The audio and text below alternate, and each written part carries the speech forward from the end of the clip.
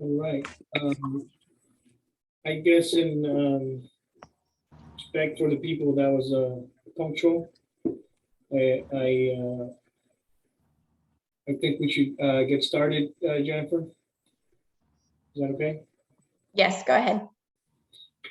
Well, welcome everyone. This is Luis Herrera.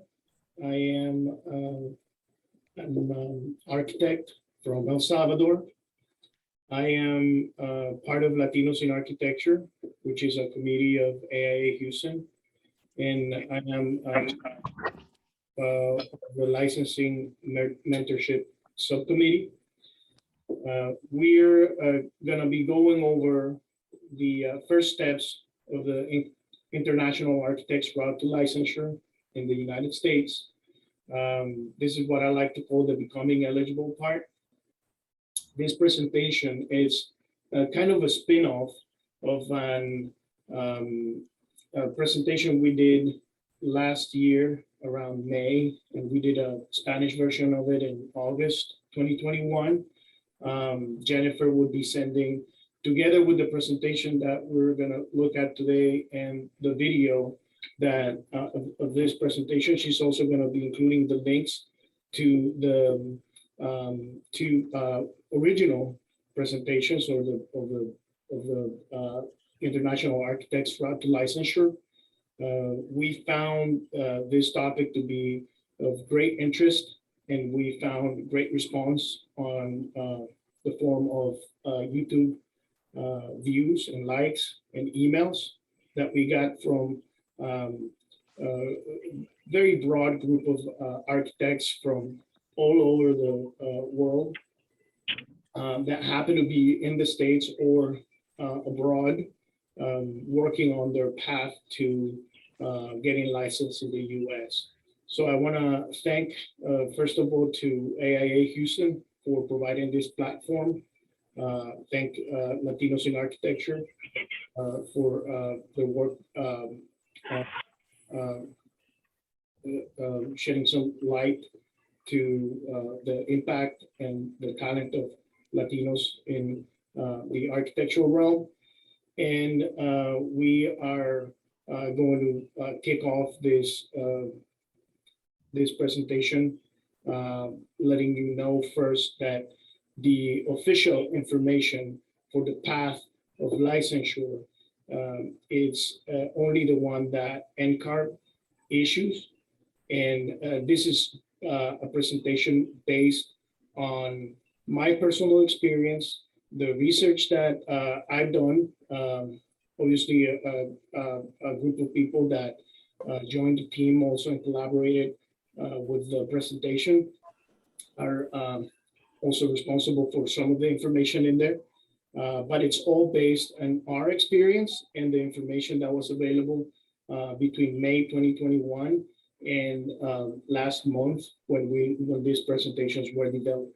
So now that that disclaimer is out, I'm going to start our presentation by telling you first the objective or the goal of it is to help foreign architects educated abroad understand the different paths and requirements to become eligible for NCARB certification as one of the first steps in licensure process.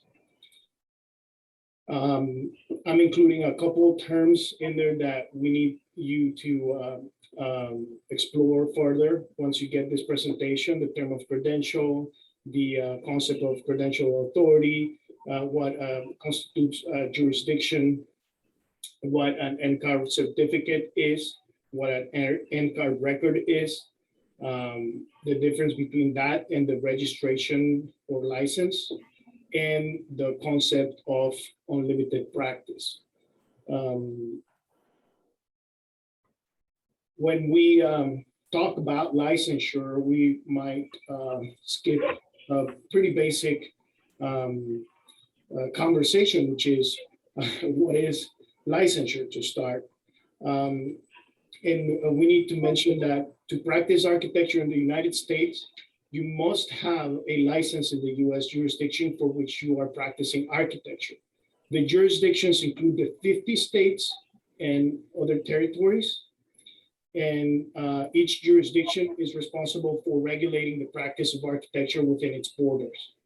NCARB recommends and encourages national requirements for licensure by developing the standards for the 55 licensing boards, which then issue licenses to applicants who meet their specific registration requirements.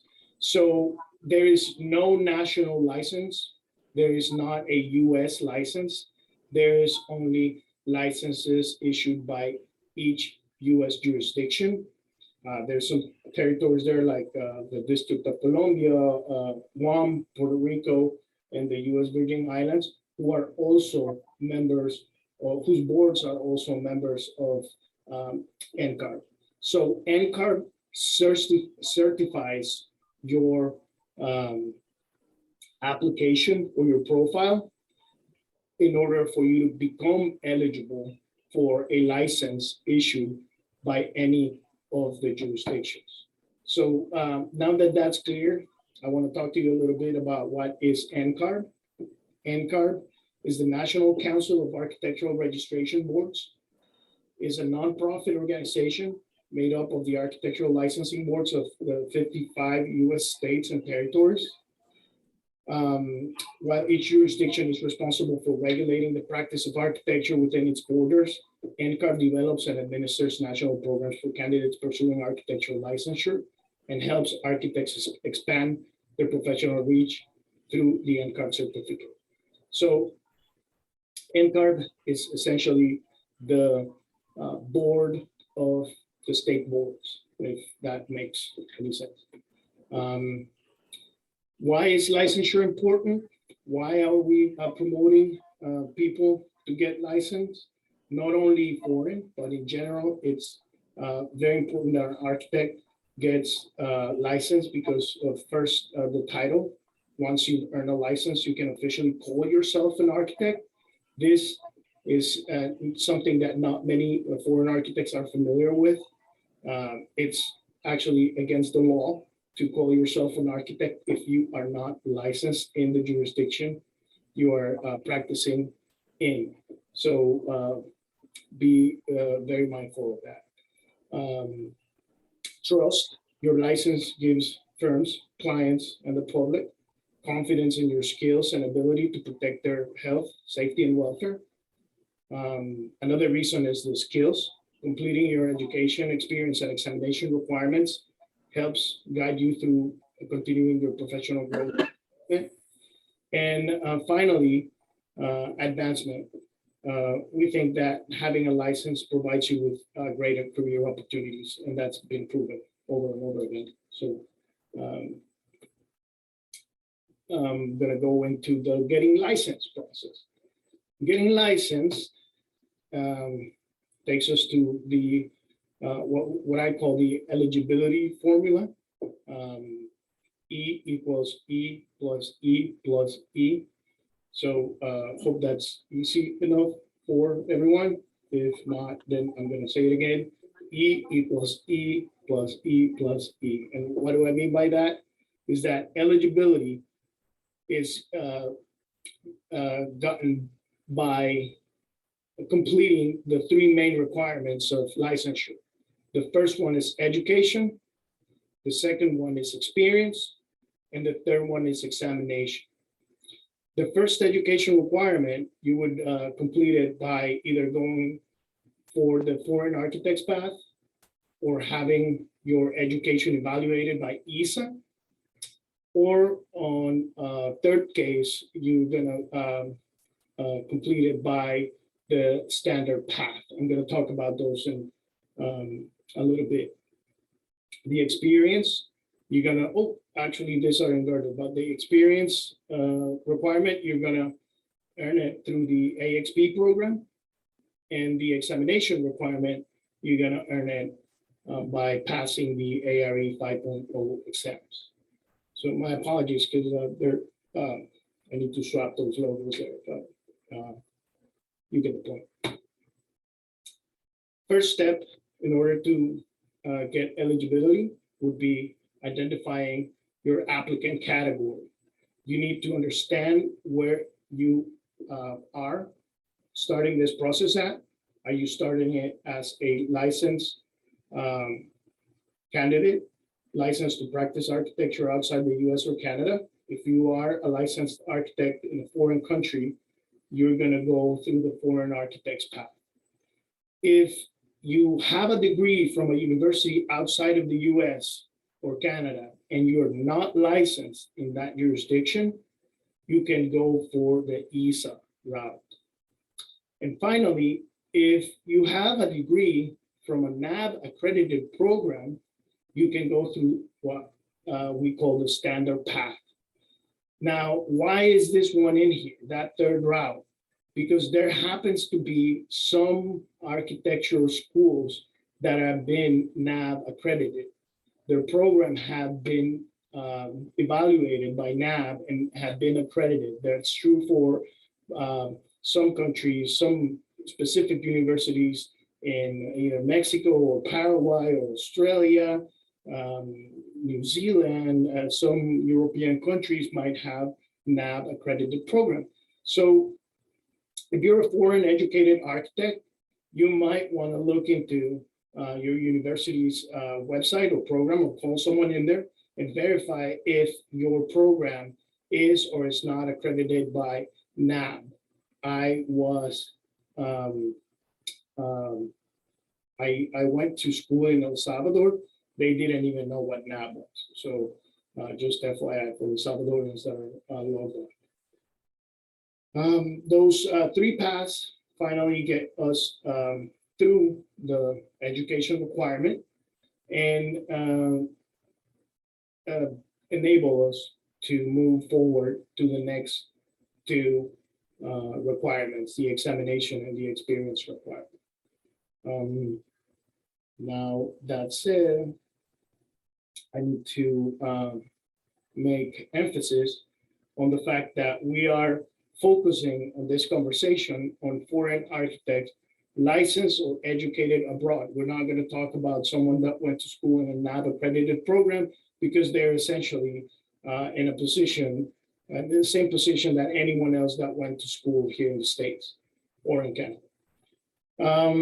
Okay, so licensed or educated abroad applicants. For these applicants, the path to licensure in the United States will vary based on the individual jurisdiction's requirements or how far you've advanced in your home country's licensure process. To determine your applicant category, see below. You are a foreign licensed applicant if you currently hold a license to practice architecture in a country outside of the United States or Canada, and your foreign license has not expired, and you haven't been object of a disciplinary action by the foreign licensing authority. Now, you are a foreign educated applicant if you received an architecture degree outside the United States or Canada, but do not hold the license to practice architecture. So that's pretty basic. It sounds like it's an overkill to go over, but the first question I ask anyone that comes to me with inquiries about the process is, okay, so you're here in the States, you hold an architecture degree for wherever you're from. Are you licensed in that country? And the importance of it is because it is way cheaper.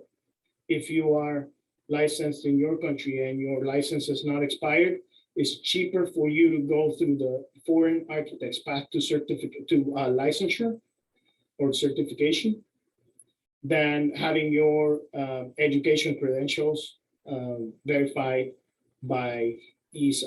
Not that it's impossible. I mean, ESA's got a fair fee, but if you're licensed or you can get licensed in the country you're from, it makes it way easier and less costly.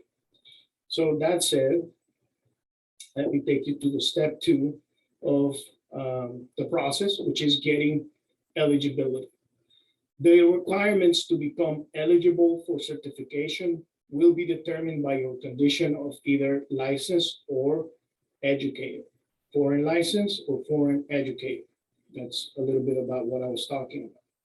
Why? Because the foreign license applicant has to do 4 different steps. One is to confirm the jurisdiction in the NCARB website, confirm that the jurisdiction you're going to be applying for license is going to accept the foreign path to licensure, foreign architect's path to licensure. You need to then create an NCARB record, which is essentially opening an account at NCARB, paying $100 and getting an NCARB record number issued. After the typical process of opening an account. Then you go to the foreign education verification process. This is done by filing the education verification form, which we're going to talk about in a little bit. And finally, you do the foreign registration verification process, which is done by filing another form, which we're going to go over in a little bit. Those 4 steps are a little bit different than the 2 steps of foreign educated applicant. It might sound easier to go over 2 steps as opposed to going through 4 steps. But as I told you before, going for this path might be a little more costly, because ESA's got last time I checked, it was about $2,500 fee for evaluating your education credentials. So, I mean, if your company is not helping you out with this cost, it might end up being a problem. Well, anyways, I'm going to go over these. Again, you need to create your record by logging in and creating an account and sending information ESA is going to require in order to evaluate your education credentials. You want information about ESA? I'm posting both of the website, NCARB's website and NAB website. ESA is a NAB program. So that's where you are going to find that. Okay, so next, I want to go over the credential verification form. This is your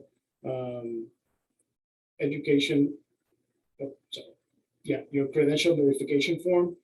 This is the NCARB form I posted here. You can download it and link below. This is a 2 pages form. People might have a paradigm about how much paperwork this is. This is a 2 pages form. And as you can see, it's divided in section A and section B. An applicant is supposed to fill out only section A, which is 4 little spaces there. Now, you take this form, fill it out, you send it to your credential issuing authority in the form of whoever is regulating the practice of architecture in your country that issued your license is going to go over the part B of this form. And once they're done filling it out and verifying that you're not you haven't been subject of any disciplinary action and they can vouch in for you, they can send it via email, which is a great tool because they don't have to mail anything to the post. They can send it via email to foreignarchitect@ncarb.org. As long as your NCARB record's there and your name's there, they should be processing this information and making it visible in your NCARB record account.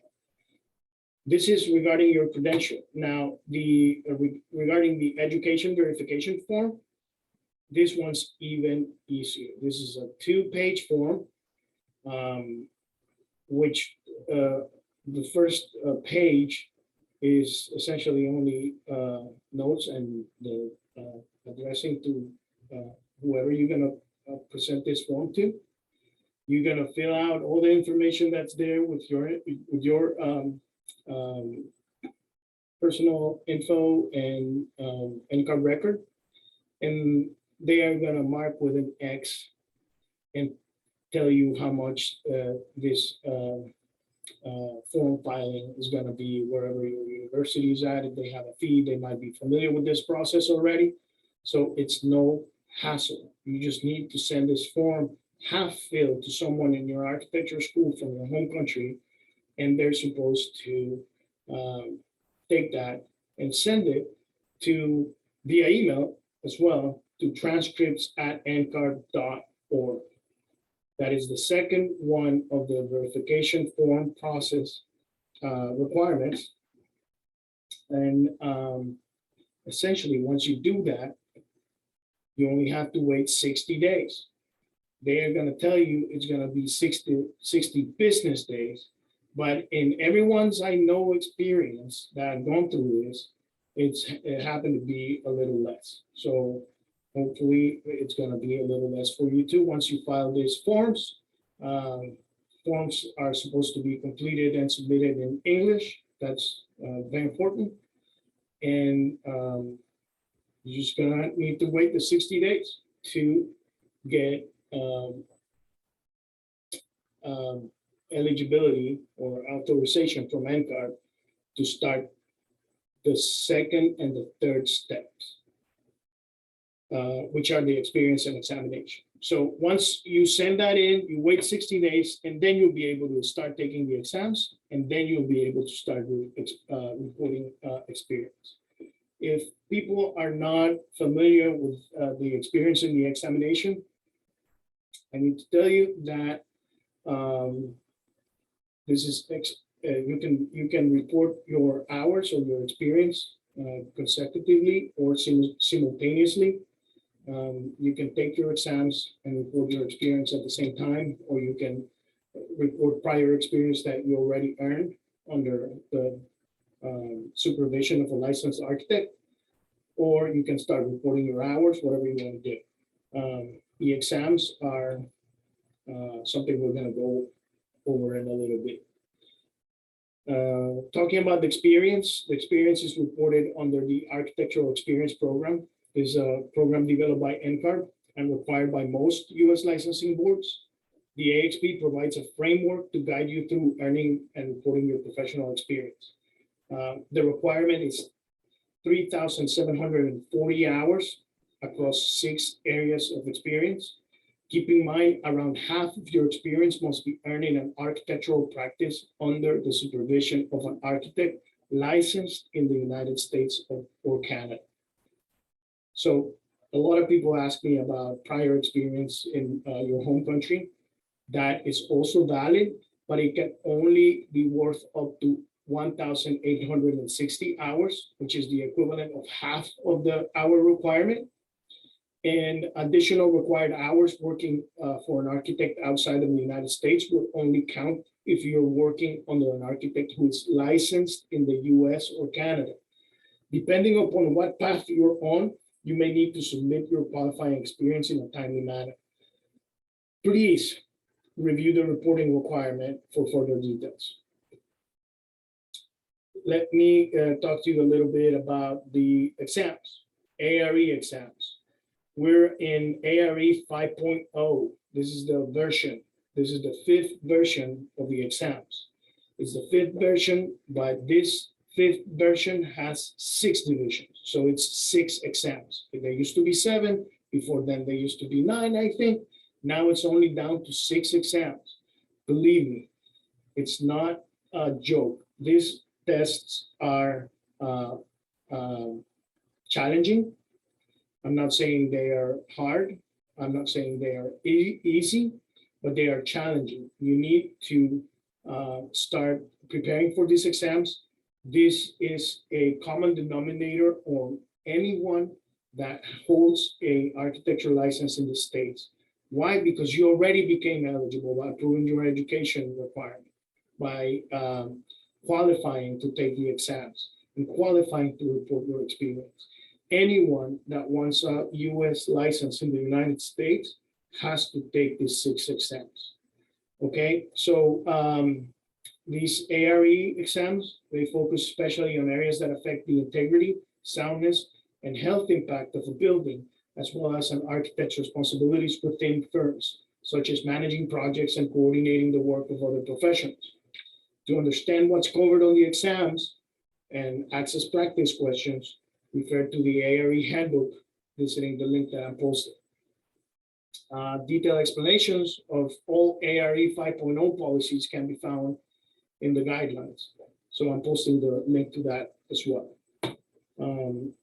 You can begin scheduling ARE divisions after NCARB has verified your transcript and foreign credentials, and you have paid your certification application fee. It's important that you look at the fees, because not everyone's rich. It's also a factor. So make sure you take a look at that. And if you want to download the fees and submit it to your company, maybe they have incentives or plans to help you out with that cost, that'll be great. It is not required that your company helps you with these costs, but it's common, and hopefully it's going to become an industry standard. But till this day, it's not an obligation. So you might want to talk about it with them as a kind of a benefit. There's always a way of bringing that up. I need to mention that the Emerging Professionals Committee, this is an AIA Houston committee, they coordinate study sessions and make resources available for candidates preparing to take the ARE. I'm posting a link there for you to check it out.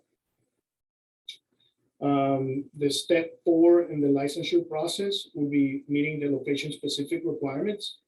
The jurisdiction you're applying for licensure at might have extra jurisdictional requirements. So make sure that you go over those to be knowledgeable on what's going to take after you pass your exams and after you completed your experience reporting. This is done by asking NCARB to transmit your jurisdiction to your jurisdiction, your record. It's only a timely deal. It's not a hard deal. So some jurisdictions have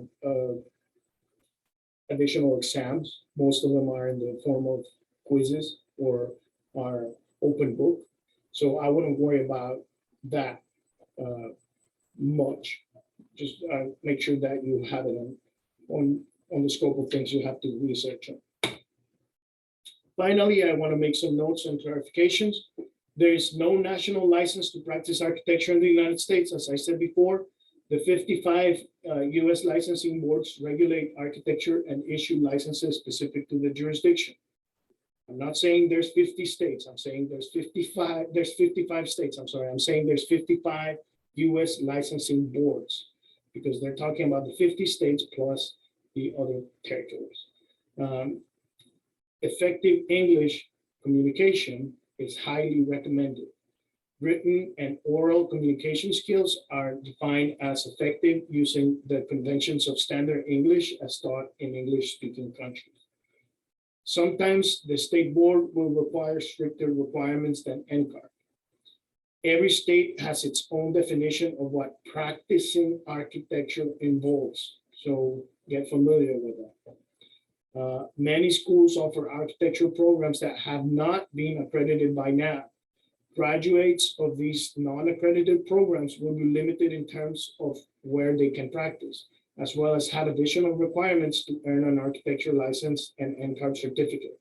So be aware, if you're coming into the States to get an architecture degree, you might want to look into your architecture program being NAB accredited, okay? We don't want any surprises down the road. And finally, possible mutual recognition arrangement like the Canberra Accord should be explored before engaging in certification process. Now, you're gonna look you're gonna get a link to be able to access the presentation from last year when we talked a little bit about the Canberra Court. And you're gonna notice that this is a mutual recognition program. So it's not actually a way to licensure. It's a way to getting reciprocal recognition. So not sure if maybe we can make another presentation down the road about the Canberra Court, but I don't have any experience on it. I would have to have someone that have gone to the practice of architecture through the Canberra Court in the United States. So we'll keep you posted about that, but I wanted to put it in also as kind of a disclaimer. Finally, if you want additional information, you can learn more about applying for the NCARB certificate, download the certificate guidelines, visiting the link I posted, and to be sure to reference the Foreign Architects Path to NCARB certification documentation checklist. For more information, I'm posting the staff liaison Jennifer Ward's email, our chair Bayardo Silva's email, and I am, as I said, co-chair together with Cesar Dominguez for the licensing mentorship subcommittee. Again, this is a presentation based on my experience, on our experience, the team of people that got together to produce the information that was presented to you. I am going to leave the panel open for questions. If maybe Jennifer, you can with the questions that were already posted in the chat, that'd be great. And I would thank you again for attending.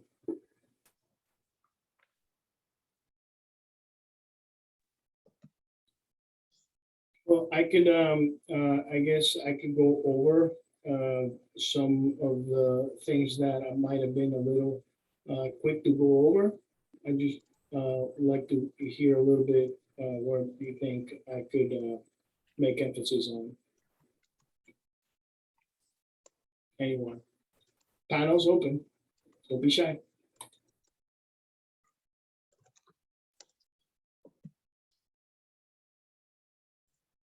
Hi, Luis. It's me, Ale. Hey, Ale, how's it going? Fine. Thank you very much, because this is so clear that you show everything as a clear path. It's very clear to me, actually. So thank you very much. Ali, which one do you think is the biggest challenge of the eligibility process? Do you think it's with the university sending the information, or do you think it's with the jurisdiction credentialing authority sending the information? It depends. For me, both can be challenging. Actually, I think this is my best advice. Maybe I need to follow my own advice, actually, is starting the process. Because once you fill the form, the wait up 60 business days can be challenging, actually. But I think we just need to start the process. Maybe for me could be the university information, I think. It sounds like, by what you said, sounds like the biggest challenge is to get started. Yes, I think many of us agree with. Well, maybe I could go over a little bit for the people from countries that have challenging institutions, challenging credentialing authorities. There's a group of people that have reached out, telling me about how much of a problem it is for them to get their credential authority to even send an email to a U.S. address, right? Because if you went to school in Cuba or you went to school in Venezuela or some countries that are not so, I want to put it this way, so operational or efficient towards foreign paperwork. They're almost behind the eight ball there because they don't seem to have a way around it. The way that we've been sorting it out to this point is by them going through the ESA process, even them being licensed wherever they're from. We end up finding out that maybe it's a less hectic process to have their education verification done through ESA in skipping the credential verification. So if anyone has been facing that problem, at this point, this is what I would advise you. If things change, hopefully, I am looking closely into one Venezuelan architect that's going through the process trying to get that information through.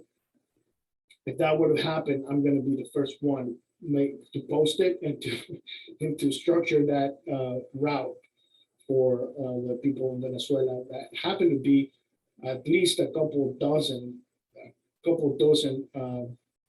people I know that are in the same situation. So hopefully that's going to be happening soon. Change will be happening soon.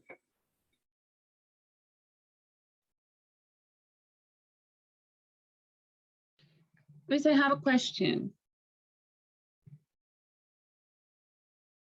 Yes, ma'am. At some point of the of this conversation, you said that, or I read that we can achieve up to 1,000. I don't remember the number, 1,000 hours in our country, but I don't have it clear how. I don't know if I didn't read actually quite well, but I don't understand if those hours can be achieved at our specific country, but by working with a licensed architect in the States. I didn't understand that part quite well. Yeah, it's a common question. It's a good question actually, because most people that end up pursuing licensure here have experience built up somewhere else. And it's kind of a pity that you have to come in as an experienced architect and be required to submit or work under the supervision of another licensed architect in the States for 3,740 hours. So that, just to put in perspective, a 40-hour-a-week job, it's typically 2,080 hours. So 3,740 hours would be a little bit over a year and a half of work, almost 2 years of work under the supervision of a licensed architect. So it's common that people come in and say, hey, I already have experience. How can I prove my experience? How can I report my experience, my prior experience? So first of all, you're gonna have access to report your experience after you become eligible, after you have paid the credentialing fee, the certification fee, NCARB certification fee. That would give you access to download the app and to have access through the online portal to the AXP hour reporting software or app. So once you're in there, you're going to have two ways of reporting your experience. One is going to be under setting A, and one is going to be under setting O. So A would be experience under the supervision of a licensed architect in the States, and O is experience that's been earned in other ways, in other disciplines or in other type of tasks. Experience O also allows you to report experience working under the supervision of a architect that is licensed in whatever country you earn that license, you earn that experience at. So if you're in Panama and you've been working this last 5 years under the supervision of an architect that's licensed in Panama, you're able to report that experience, but it's only going to count 50% of it. They're gonna count as half of the hours, okay? And you can only report up to half of the 3,700, the 3,740 hours. So you can only report up to 1,800 hours. There's a good chunk of the experience hours that you're going to have to report working under the supervision of a licensed architect in any of the U.S. jurisdictions. So you can be, you can report some of your experience under setting O, and you can report some of your prior experience, but it's only going to count for 50% and up to only 1,800 hours. This is tricky. This is a very hard to grasp scenario. So I would suggest you to download the guidelines for the AXP and look into it very closely, because there's also a portfolio option if you're a broadly experienced architect and you can come up with experience through portfolio, and you're able to prove your experience in 91 different items through portfolio. That is another way of doing it. But every case is different and every case to be calibrated. I would suggest you to go into the manual, the AXP guidelines. That might give you some more light. But that's what I can tell you in my experience. It's very important that whoever you report hours under, either a licensed architect in the States or a licensed architect in your country of origin, that architect must have been licensed, and his or her license needs to have not been expired throughout that time. That's another tricky one, because you're going to need to prove that that architect had a valid license through the time you earned the experience through, if that makes any sense.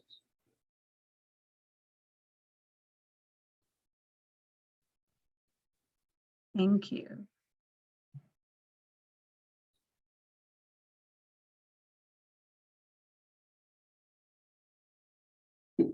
Is there any questions in the chat, Jennifer? Are there any questions in the chat? Most of the questions are about getting a recording, so I kind of already answered those.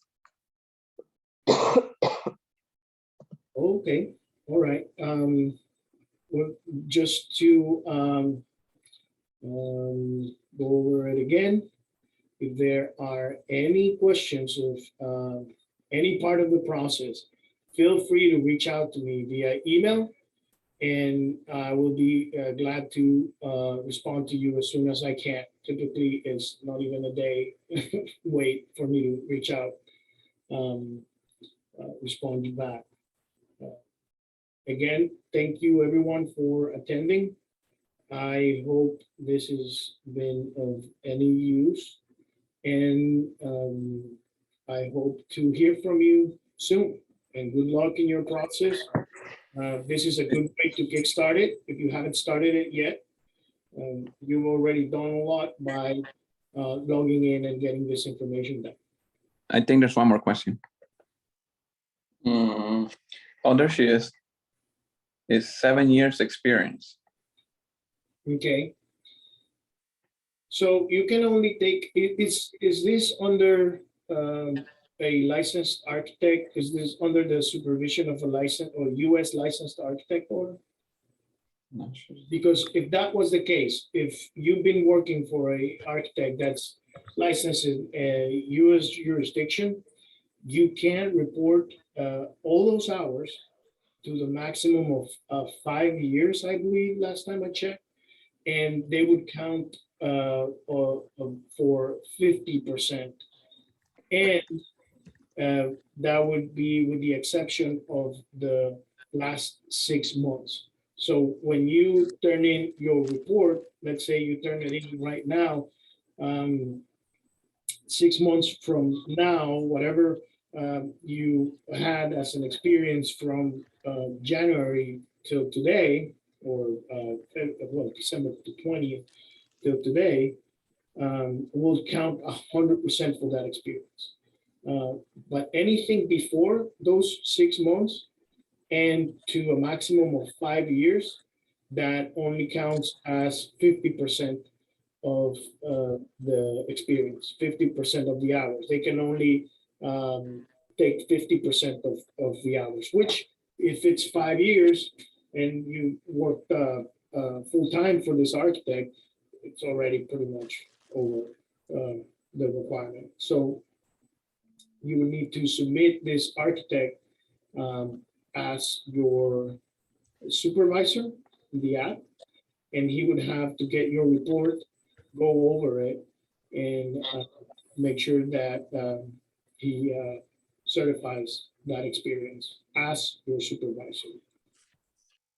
I think she's asking us, I need to evaluation my degree from overseas, or can I test without need to evaluate?